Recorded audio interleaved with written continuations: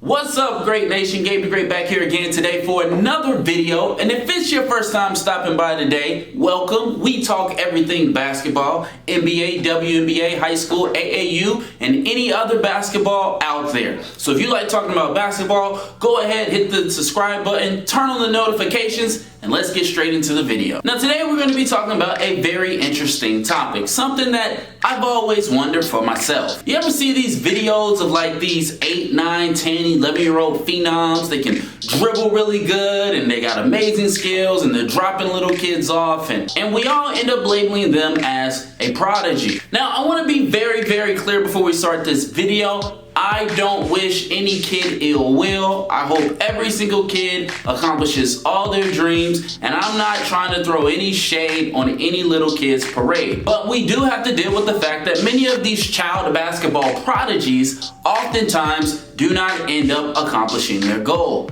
And yes, I know every single one of them say that they're going to be one of the greatest of all time, or if they're girls, they often say that they're going to be the first female in the NBA. Although we talked about on this channel, there has been a female drafted in the NBA. I'll do a video on it one day. But it's going to take a lot more than just hard work and determination to accomplish your dream. And in a culture that says if you just grind, you will accomplish your dreams, oftentimes we see that these child prodigies end up not reaching those goals. Let's go through a few examples. And again, I'm not trying to throw shade on any of these people, but let's just look at the facts. Julian Newman was labeled as an 11-year-old child prodigy. Currently, he is not ranked in the top 100 in his class. His little sister Jade Newman once scored 70 points and broke the national high school record for 13 threes in a game. She is currently not ranked in her class. Jordan McCabe was seen as a 10-year-old prodigy, and currently right now he averaged 5 points per game for Michigan last year. Deshaun Augusto was seen as a child prodigy, and he just declared for the NBA draft but went undrafted. And there are probably many more examples that we could go on. So again, I'm not just trying to pick on these guys, but there are probably many more examples we can find of people who were really, really good at a young age, but as time went on, they didn't pan out to be who everyone thought there was. And so in this video, let's talk about why that is. Number one, burnout. Now, burnout sounds exactly like what it is. It's when a kid or a person finally just calls it quits and is no longer interested in the thing that they were once so passionate about. A more clinical definition of burnout would be physical or emotional exhaustion caused by long-term stress. Now, in the past, we thought burnout was just something that high-level CEOs who work 60, 70, and 100 hours a week would go through after many, many years in their business. But now this is one of the leading causes for why kids don't want to play sports, particularly amongst female athletes. The question is, why are kids burning out? Well, some of the causes can be perfectionism, high expectation, loss of a love for the sport, and good old-fashioned specialization. Now, specialization is any time that a kid focuses on one sport from a very young age. And oftentimes when kids specialize, they end up overtraining and neglect rest. Now, the common belief is that the more you train, the better you will be. But studies have actually found that kids who did not specialize were actually more athletic than kids who did specialize. The reason being is because when you play a wide variety of sports, you end up requiring different skills. And because you have such a wide variety of a skill base to choose from, your body then is going to be more athletic to adapt to all the different skill sets that you must have to play all these different sports. Both internal and external pressure can contribute to a loss of enjoyment in sport and a reduced sense of accomplishment. Attention from coaches, parents, teammates, and even social media can be both real and perceived by the athlete as daunting rather than encouraging. The athlete's perception of stress and pressure is what matters most in the development of burnout. It's very difficult to perform your best when your best feels like a chore.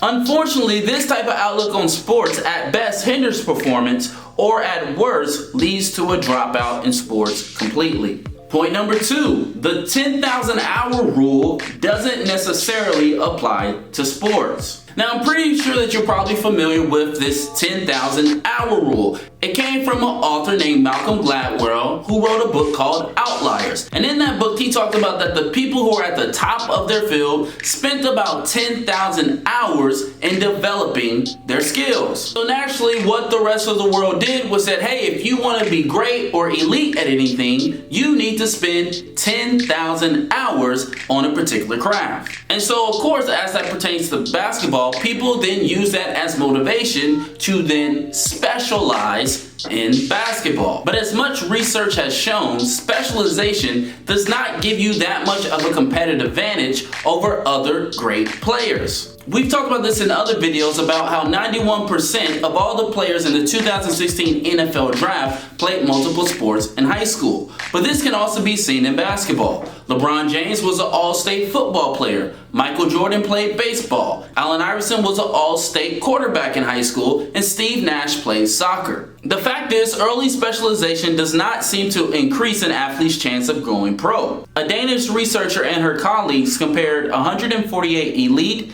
and 95 near elite Danish athletes from sports such as cycling and track and field, and found that near elite athletes had amassed more training hours in their favorite sport up to the age of 15. But by 18, the total hours accumulated by both groups had to even out, suggesting that athletes who specialize in their late teens can still catch up to their peers who got an earlier start.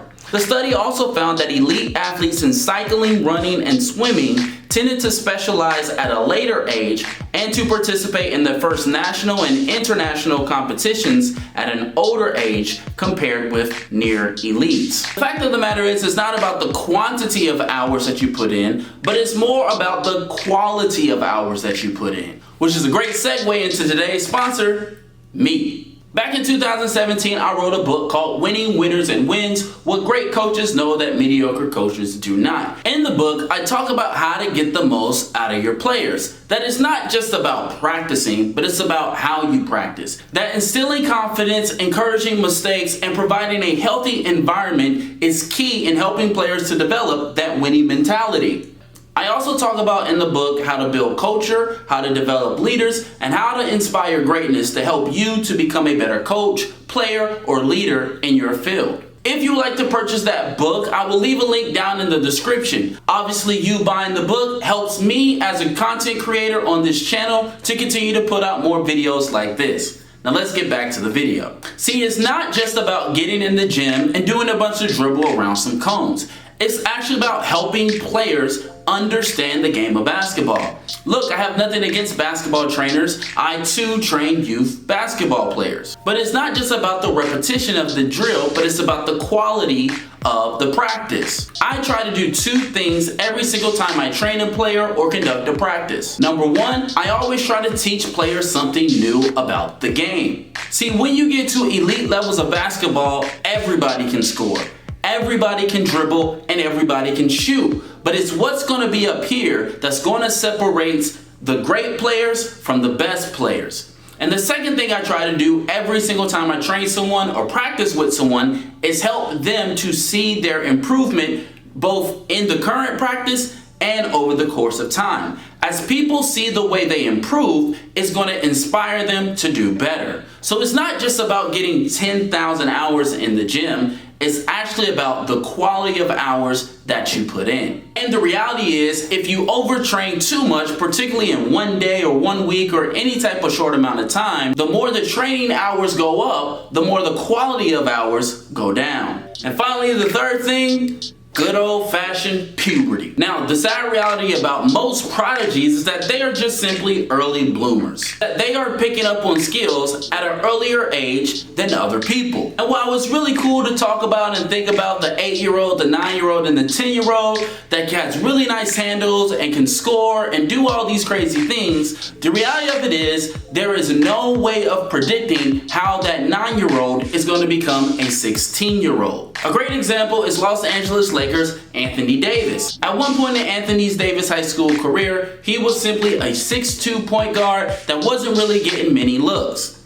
Then one summer, he grew 7-8 inches, and all of a sudden, he's a 6'10", 6'11" phenom. There was no way to predict that Anthony Davis will go from 6'2" to 6'10" in 1 year's time. Oftentimes, if you notice with these child prodigies, they're oftentimes usually short. Now, although there is no conclusive research that shows that overtraining or specialization stunts your growth, I do find it ironic how a lot of these child prodigies are really good at 8 and 9 years old, and then when puberty hits, not only does all the competition catches up with them, but all the competition completely passes them. See, what we loved in the beginning about these basketball prodigies was their ability to dribble the ball, or their ability to shoot, or their ability to score. But the reality of it is, once we get to 16, 17, and 18, and we're talking about the top 100, 200 basketball players in the country, all of them can shoot, all of them can dribble, and all of them can score at some level. Most of them can usually score at the high school level with ease. The question then becomes is what's actually going to separate you from the pack? And sometimes what ends up happening is nothing.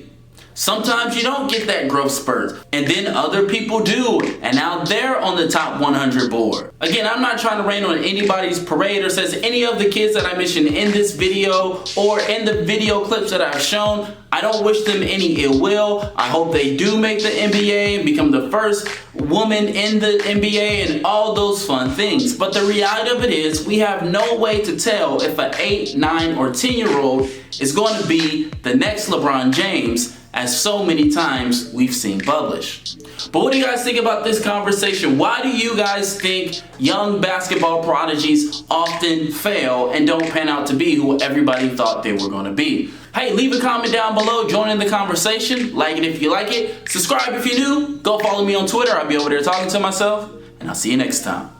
Peace.